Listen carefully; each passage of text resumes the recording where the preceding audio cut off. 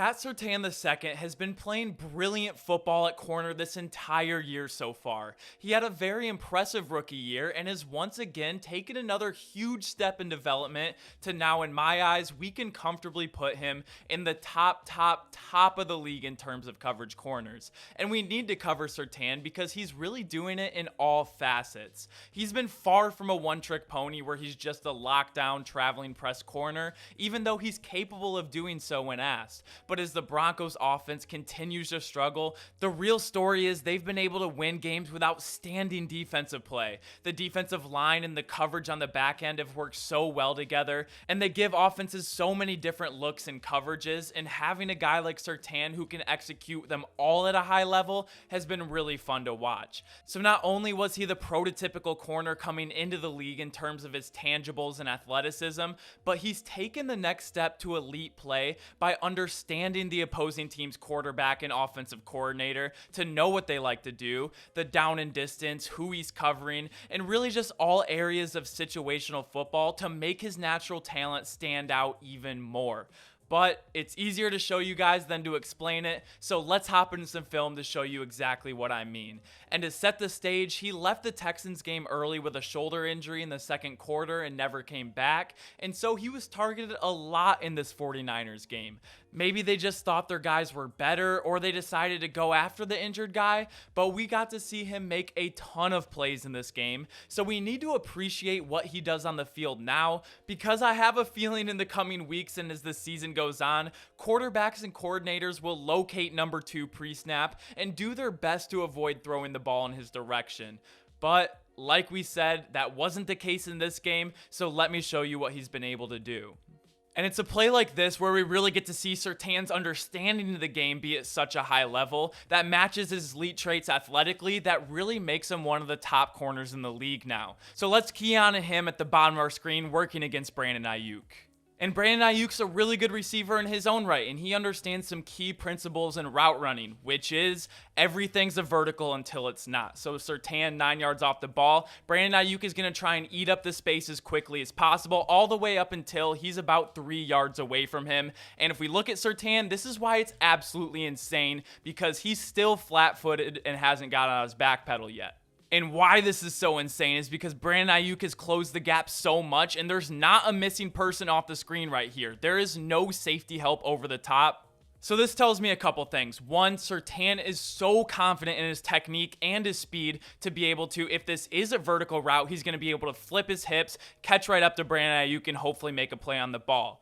But more than likely, what he did is he was in the film room, in his scouting report, knowing that the 49ers aren't going to try and push the ball down the field that much. They're going to attack the sticks. They're going to work inside and out. And knowing he's going against a quarterback like Jimmy G and not Patrick Mahomes, it's a lot more likely that one step later, Brandon Ayuk's going to plant his foot, stem out, and now he's in great position because he doesn't have his hips turned open. He's able to shadow Brandon Ayuk to the top of his route. And as Ayuk starts to work back to the ball, he's able to be right on his hip, be around the back, and make a great play on the ball, almost coming away with an interception.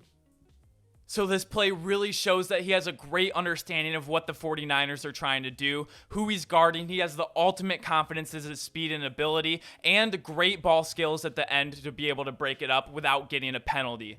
And if we watch the back end of this throw, refs have been so picky with illegal contact and defensive holding, pass interference calls all year long. So for him to be able to reach around the back with his long arms, and these are some of the tangibles that we saw coming into the draft that makes him such a good corner, to be able to be accurate with his arm placement, break up the ball, and again, in a future game, this very well might be an interception.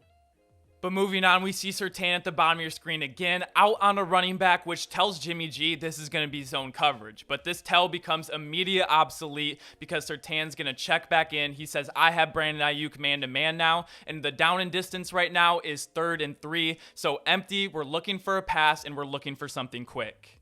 And as we're going to see later in this video, he has a ton of different ways of attacking receivers at the line of scrimmage, mixing up his presses, his jams, his shadow releases. But right now, it's 3rd and 3, down and distance, understanding. Let's get your hands on him while it's legal to try and break up the timing of the route because you know more than likely something quick's going to be coming in. And you couldn't be glued to him even better. Knowing that he's really not going to be able to take a shot over the top, he's able to stay on his hip. And as he breaks in, he knows that he's in good enough position where he can try and undercut this, and it isn't going to be as risky as you think, like a lot of people give Trayvon Diggs hate for. He's able to come over the top, break up the pass, and get their defense off the field on a huge third down stop. So full speed, bottom of the screen, checks into man coverage, knows the down and distance, knows what the 49ers like to do, be able to glue, and this has to be so frustrating as a receiver to know that the 49ers got exactly the look they wanted, but do you just have a defensive back that's running the route better than you do because they're so predictable at times? And again, on the back end of this throw, the calculated risk to be able to be in such good position. He knows he has a really good chance to undercut this, be accurate with his hand placement, and break up the pass. And the 49ers did a great job all game with their schemes to be able to get the exact looks like they want. So right now we have the running back in the slot. The Broncos are in 2 high, but as he motions over and they go into 4-by-1, which is 1, 2, 3, and this running back is going to be 4 on this half of the field. Now we just have Brandon Ayuk and Pat Surtain at the bottom of your screen. 1-on-1, the Broncos are going to drop down into a 1 high, and they have Surtain in press coverage, so this is their time to take a shot on a 2nd and long. But again, even though Pat Surtain in man coverage, he sees this running back in motion. He knows the linebacker is going to bump down. He knows he's not going to have safety help over the top. So watch how he decides to play this.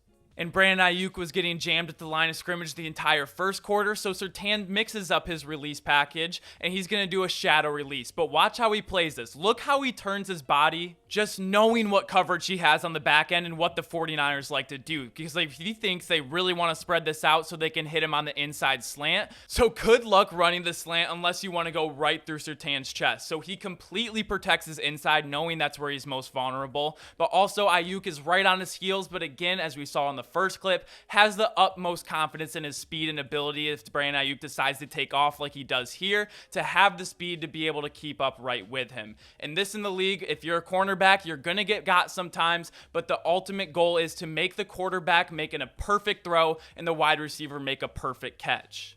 And the 49ers just weren't able to do this. This is a play that we could see Aaron Rodgers make, a Tom Brady make. But again, it's Pat Surtain. He protects his inside. He protects the backside shoulder fade and forces Jimmy G to make an absolutely perfect throw. As we see in this angle, we see the margin for error that he really has. Even Brandon Ayuk does a good job leaving some room on the sideline. But Surtain is in great position, and they're just not able to capitalize. So we've seen him play off-man coverage, press the wide receiver at the line of scrimmage, press the wide receiver but have a shadow release. But let's check him out in zone coverage. We're going to see him here at the top of your screen. The Broncos are shooting 2 high, but they're going to bring the safety down and have a robber and bring this 1 high safety over the top. So Pat Surtain knows right now, I have inside help, and that's why you see him have outside leverage on Brandon Ayuk, because not only does he have this robber safety, but he has this post safety in the middle of the field.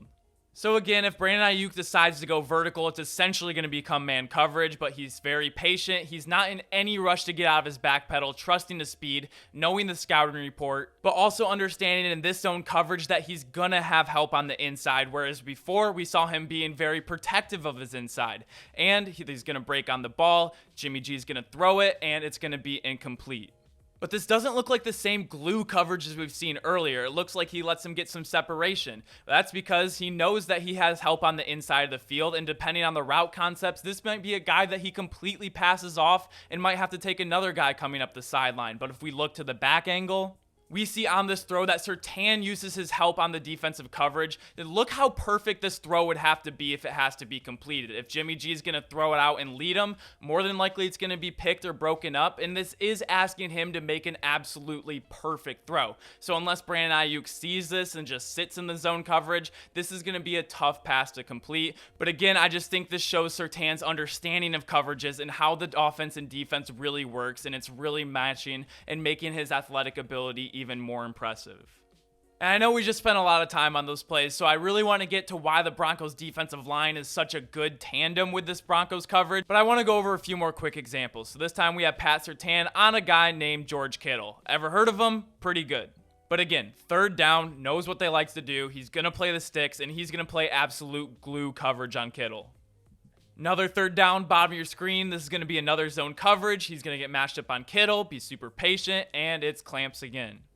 But if we watch this play more, just look at the Broncos defensive line and look at where the wide receivers for the 49ers are going. Where is Jimmy G supposed to go with this ball? It's 3rd and long, and we say Jimmy G sucks, Jimmy G sucks. Where's he supposed to throw it right now? The coverage on the back end is so good, and the pass rush is getting in there so fast. This looks like a bad coverage sack, but again, the Broncos defense is just playing outstanding this year, allowing their offense to struggle and them still to have a good record. And probably the best example of this is we have a play, the infamous Dan Orlovsky, Jimmy G, safety out of the back of the end zone. But again, really hard to play Jimmy G when you see the full copy of this, because where is he supposed to go with this ball? If you want to judge the play call and say you should just hand it off, fine, whatever. But you have max protection. Maybe this is a screen play. I really don't know. But regardless, the Broncos defensive line just comes screaming through. Pat Surtain and the safety on the back end is covering Brandon Ayuk. They're going to try and hit their running back. But again, the scheme from the Broncos defense, guess who's on him? Well, look at the guy who's on him as we rewind this. That is Bradley Chubb on the defensive line of scrimmage. When you think the Broncos are going to really pin their ears back and go after the quarterback as hard as they can, they have Bradley Chubb, their best pass rusher, dropping back in coverage to get the very rare safety pick six. This is why they're giving them nightmares, and it's so important to understand a guy like Surtain makes this all possible. When he can press jam you, you can leave him on an island, or he can play the zone coverages perfectly. As your defensive line has been dominant in getting instant penetration, it leads to plays like this, where if you're Jimmy G, what else are you supposed to do?